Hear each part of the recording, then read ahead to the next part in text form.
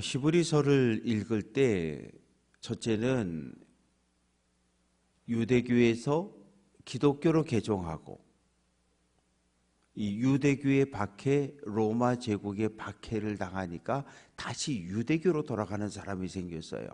왜냐하면 로마 제국은 그 여섯 개의 그 합법적인 종교를 인정을 했습니다.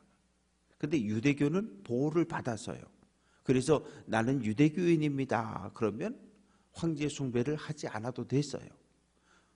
또 로마 군대에 가지 않아도 됐어요. 그러나 나는 기독교인입니다. 그러면 박해를 했어요. 그러니 로마 제국에서 예수를 믿는다는 건 대단히 어려운 일이었어요. 황제 숭배를 하지 않는다고, 그리고 교회를 다닌다는 단 한 가지 이유로 박해를 당하고 있던 시절, 박해를 견디지 못하고 교회를 떠나는, 일제시대는 신사참배를 거부했다고 박해를 당하고, 공산당 남침했을 때는 또 예수 믿는다고 또 두들겨 맞고, 이런 상황에서 오늘날 우리가 교회를 다닌다고 해서 대한민국 정부가 우리를 합법적으로 박해하거나 탄압하지 않아요. 근데 지금 2000년 전 교회가 처한 상황은 대단히 힘들고 어려운 상황이었어요. 그래서 많은 사람들이 교회에 들어왔다가 다시 유대교로 돌아가려고 할 때 그들에게 주는 권면이 히브리서입니다. 그래서 오늘 말씀 속에서는 히브리서 전체는 유대교가 소중하게 여기는 것들과 예수님, 또 회당과 교회를 계속 비교하면서 설명을 하고 있는데, 오늘 5장의 말씀은 유대교가 소중하게 여기는 대제사장과 그리고 예수님을 비교하는 거예요. 유대교의 대제사장보다 예수님이 훨씬 더 우월하신 분이다. 우월하신 존재이다. 그러니 예수님을 믿어야지 모세를 따르는 대제사장을 따르는 유대교로 돌아가면 안 된다라고 권면을 하고 있습니다. 1절부터 10절까지 말씀 속에서 대제사장을 설명하고 있는데, 1절 대제사장마다 사람 가운데서 택한 자이다. 사람 가운데 택했다는 거예요. 레위기 21장 10절은 자기 형제 중 관유로 부음을 받고 위임되어 그 예복을 입은 대제사장은 머리를 풀지 말고 옷을 찢지 말아라. 출애굽하고 하나님께서 모세를 부르십니다. 모세야, 예 하나님, 너 아론하고 그의 아들들 다 불러내라. 네. 그래서 아론과 그의 아들들을 다 불러냅니다. 그들은 누굽니까? 제사장들입니다. 그들을 제사장으로 임명하고 그들 중에 아론에게 기름을 부어서 대제사장을 세웁니다. 그리고 아론의 직계 가족만이 대제사장이 되는, 그러니까 세습이 되는 거죠. 그리고 다른 아론의 또 자손들은 제사장이 되는, 그래서 제사장 가운데서 대제사장을 뽑아냈던 거죠. 그런데 이 대제사장도 사람이거든요. 사람이기 때문에 연약함을 가지고 있고, 육체적인 연약함. 요즘 교황이 이렇게 아파가지고, 연세가 이제 많으시니까 88인가 그런데 연세가 많으셔서 이렇게 옛날에 알았던 질환도 있고 그래가지고 생명이 위독하다는 뉴스가 가끔 나오고 있잖아요. 교황을 신의 대리자처럼 그렇게 생각하지만 연약함을 가지고 있는 거예요. 인간이기 때문에 때로는 질병에, 때로는 바이러스에 넘어지기도 하고, 또 때로는 하나님의 부름을 받아서 세상을 뜨기도 하고, 대제사장으로 부름을 받았지만 똑같은 인간이거든요. 그래서 대제사장은 자기 자신의 죄를 위해서 속죄 제물을 드려야 하고, 두 번째는 자기와 자기 가족을 위해서, 그리고 제사장들을 위해서, 이스라엘 민족을 위해서 속죄 제사를, 제물을 드려야 합니다. 그래서 2절 말씀 보면 대제사장은 무식하고 미혹된 자를 능히 용납할 수 있다. 무식하다는 말은 율법을 모른다는 거예요. 진리를 모른다는 거죠. 미혹되다라고 하는 말은 길을 잃어버린 사람들. 자기 자신이 인간이고 연약함을 가지고 있기 때문에 율법을 알지 못하는 사람들, 율법에서 벗어난 사람들을 다 용납할 수 있는 그런 넉넉한 마음을 대제사장은 가지고 있고, 또 3절 보면 백성을 위해서 속죄제를 드린 같이 자기 자신을 위해서, 가족을 위해서도 소제와 속죄의 예물을 드리는 사람이 대제사장입니다. 4절 말씀 보면 이 존귀는, 이 대제사장의 직분은 아무도 스스로 취하지 못한다. 제가 대제사장 하겠습니다. 그럴 수 없다는 거예요. 임명을 받아야 돼요. 누구에게? 아론처럼 하나님께 부르심을 받은 자가 대제사장이 된다고 말합니다. 그렇죠? 나 대제사장 할게요. 그렇게 해서 대제사장 한 사람은 단 한 사람도 없어요. 하나님의 기름 부음을 받아야 돼요. 그래서 구약 시대에 기름 부음을 받는 세 존재가 있는데, 첫째는 왕이었고, 두 번째는 대제사장이었고, 세 번째는 선지자, 즉 예언자들이었습니다. 그래서 5절 말씀 보면 이와 같이 그리스도께서도 대제사장이 되시면, 예수님도 대제사장이라는 거죠. 그런데 스스로 내가 대제사장 되겠습니다, 그렇게 해서 대제사장 된 거 아니고, 시편 2편 7절 너는 내 아들이니 오늘 내가 너를 낳았다. 하나님의 선언이에요. 하나님께서 예수님을 내 아들이라고 선언을 해 주십니다.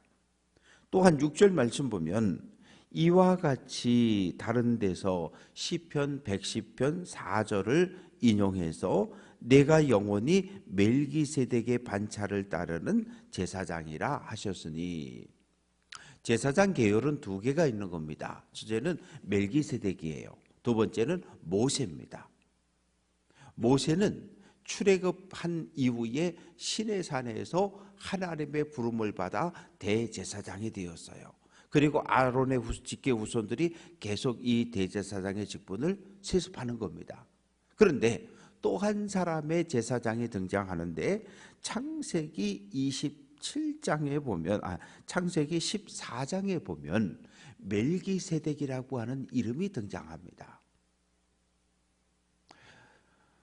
아브라함이 어느 날 소식을 듣습니다. 북방 민족이 남방 민족 소돔과 고모라를 공격해서 조카 롯과 가족들을 다 잡아갔다는 거예요.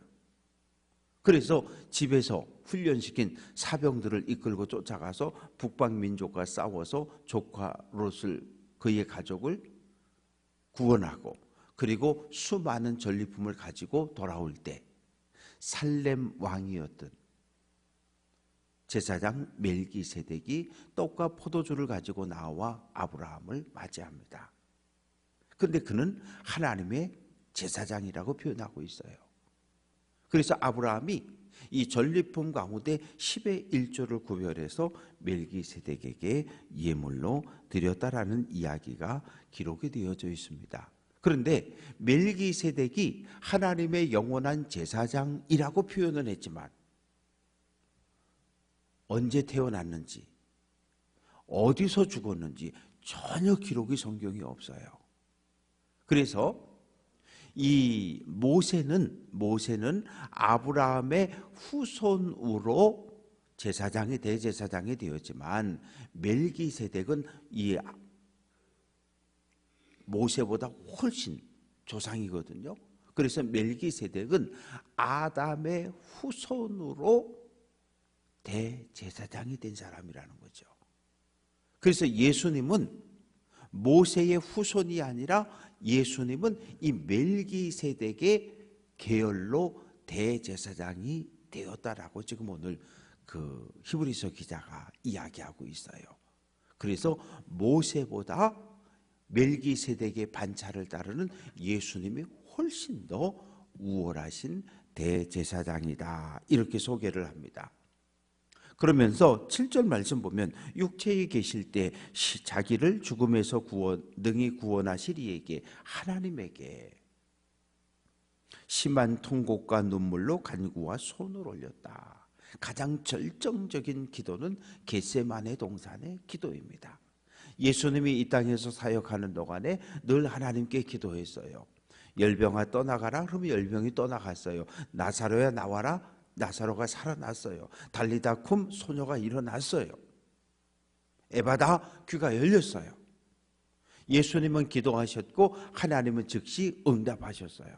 그런데 겟세마네 동산에서 예수님 울부짖으셔요. 엘리 엘리 라마 사박다니, 나의 하나님 나의 하나님 어찌하여 나를 버리셨습니까? 그런데 이 울부짖음에 하나님은 침묵하셔요. 어둠으로 덮어버리셨어요. 8절 말씀 보면 예수님은 하나님의 아들이셔요. 죄가 없는 분이셔요. 이 땅에서 고난당할 이유가 전혀 없으신 분이셔요. 그런데 하나님의 아들로서, 메시아로서, 대제사장으로서 이 땅에서 하나님의 말씀에 순종하다 보니까 고난도 겪으신 거예요. 그 이야기를 하고 있어요.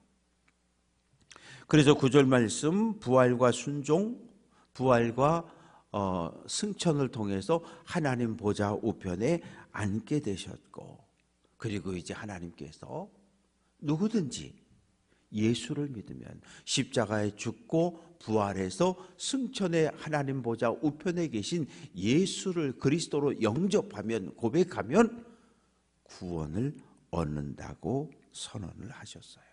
그래서 예수님이 구원의 문이신 거예요.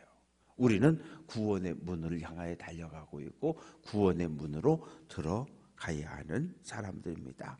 그래서 10절 말씀 보면 하나님께서 멜기세덱의 반차를 따른 대제사장이라 칭하심을, 누가? 예수님이. 반차라고 하는 것은 줄을 섰다는 얘기예요. 우리가 이렇게 줄을 쭉 서게 되면, 속회를 조직하면 각 속회마다 이렇게 속도원들이 있는 것처럼 반차라고 하는 것은 멜기세덱이 속장이 되고 그 뒤에 쭉 서는 것처럼 같은 줄에 섰다는 이야기거든요.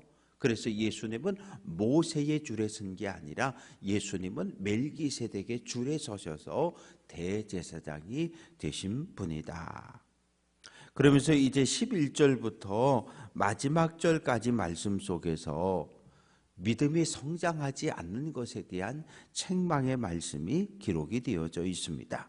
11절, 멜기세덱에 관하여는 우리가 할 말이 많으나 너희가 듣는 것이 두나무로 설명하기 어렵다. 이 표현의 의미는 예수님께서 우리에게 진리를 가르쳐 주시는데, 복음을 가르쳐 주시는데,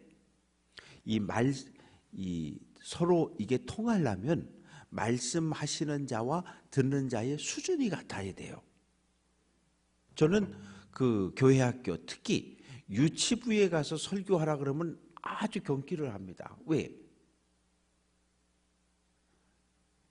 나이 환갑이 지나고 나서 유치부 3살, 4살, 5살, 6살 이 아이들에게 가서 설교하는 게 너무 힘들어요.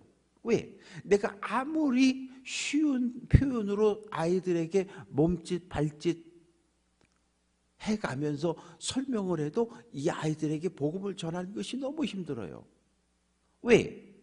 마치 저는 그 수준이 대학생 수준인데 이 지금 유치부 아이들에게 가가지고 뭘 진리를 전한다라고 하는 것이 수준 차이가 너무 나기 때문에 어려운 거거든요. 그 지금 히브리서 기자가 멜기세덱에 대해 여러분들에게 해줄 말이 참 많은데 내가 아무리 이야기를 해도 여러분은 못 알아듣는다는 거예요. 지금 이 상태가. 그래서 하나님께서 구약시대의 출애굽 1세대에게 하나님의 진리의 말씀이 열이면 몇 개만 전하신 거예요? 5개만 가르쳐 주신 거예요. 그리고 예수님을 통해서 그 율법을 더 보완하고 나가게 하신 거예요. 하나님은 모세를 통해서 살인하지 말라 이렇게 말씀하셨어요. 그런데 예수님은 뭐라고 말씀하셔요? 살인하지 말라 해서 뛰어넘어서 생명을 보호해라. 생명을 보존해 주어라. 이렇게 말씀하시거든요. 생명을 살려라. 사람을 죽이는 것보다 생명을 살리는 것이 훨씬 더 높은 가르침입니다. 그래서 12절 때가 오래되었으므로 너희가 마땅히 선생이 되어야 할 터인데 믿음 생활을 시작한 지 오래됐어요. 10년, 20년, 30년 직분도 있어요. 그러면 뭐가 돼요? 선생님의 자리에 있어야 되는 거예요. 가르치는 자리에 있어야 되는 거예요.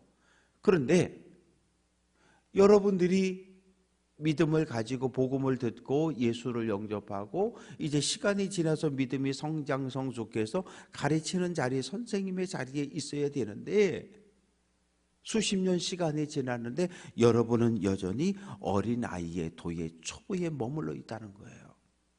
그걸 안타까워하는 거예요.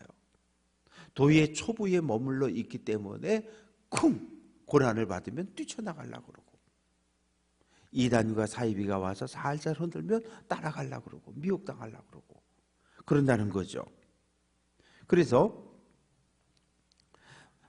12절 중간 너희가 다시 하나님의 말씀의 초보에 대하여 누구에게서나 가르침을 받아야 할 처지이니 단단한 음식은 못 먹고 젖이나 먹어야 할 자가 되었다. 어린아이에 여전히 신앙적으로 어린아이의 상태에 있다는 거예요. 어린아이는 스스로 아무것도 못해요. 어린아이는 소변을 봐도 앙 하고 울어요. 그러면 엄마가 가서 지저귀를 갈아주고 앙 하고 울면 가서 또 이렇게 똥 닦고 지저귀 갈아주고 앙 하면 가서 또 이렇게 우유병 물려줘야 되고 그게 어린아이거든요. 그런데 믿음의 연조가 오래되었는데 여전히 어린아이의 신앙에 머물러 있다는 거예요.